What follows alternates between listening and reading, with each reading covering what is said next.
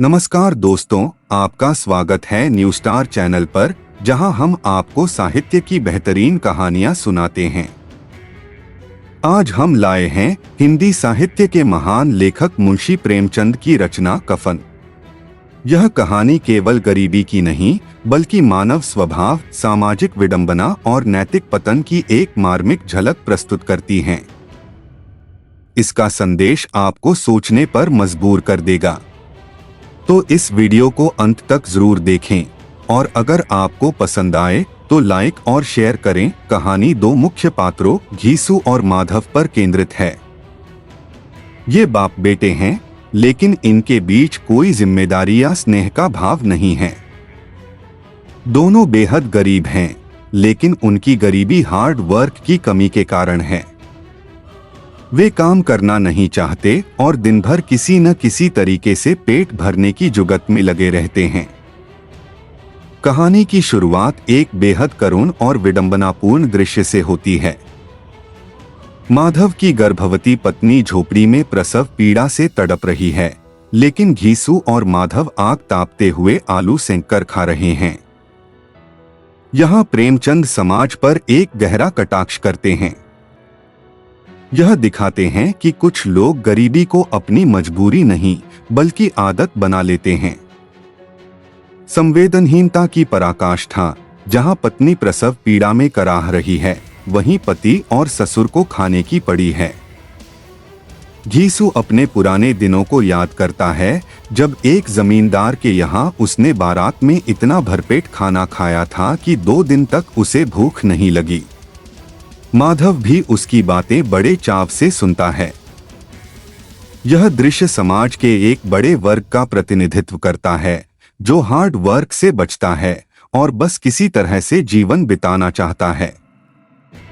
रात भर प्रसव पीड़ा झेलने के बाद सुबह होते होते माधव की पत्नी की मृत्यु हो जाती है। अब स्थिति और भी गंभीर हो जाती है।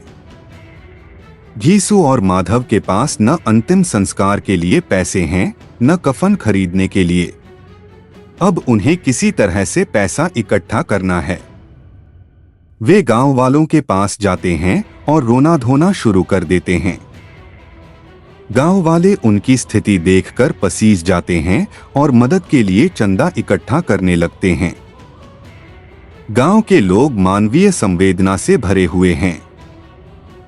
वे सोचते हैं कि बेचारी बहू इतनी कम उम्र में मर गई, इसे ठीक से विदा करना चाहिए। लेकिन क्या यह पैसा सही जगह पर खर्च होगा? यही इस कहानी का सबसे बड़ा ट्विस्ट है। गांव वालों की दयालुता से उन्हें कुछ पैसे मिल जाते हैं।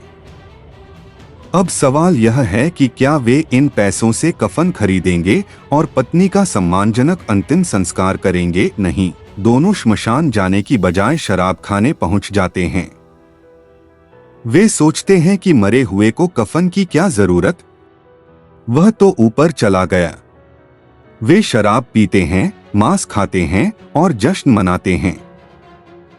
यह दृश्य समाज की एक कड़वी सच्चाई को उजागर करता है। प्रेमचंद हमें यह दिखाते हैं कि गरीबी केवल आर्थिक नहीं, बल्कि मानसिक भी होती है। शराब के नशे में चूर होकर घीसू और माधव नाचने और गाने लगते हैं। वे इतने बेसुध हो जाते हैं कि उन्हें अपनी पत्नी बहू की लाश तक का ध्यान नहीं रहता।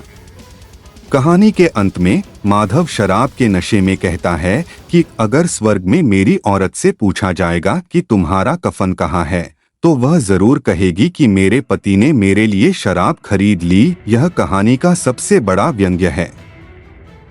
यह दिखाता है कि कुछ लोग किसी भी हाल में अपनी मानसिकता को नहीं बदलते। यहाँ प्रेमचंद हमें सीधा जवाब नहीं देते, बल्कि हमें खुद सोचने के लिए छोड़ देते हैं।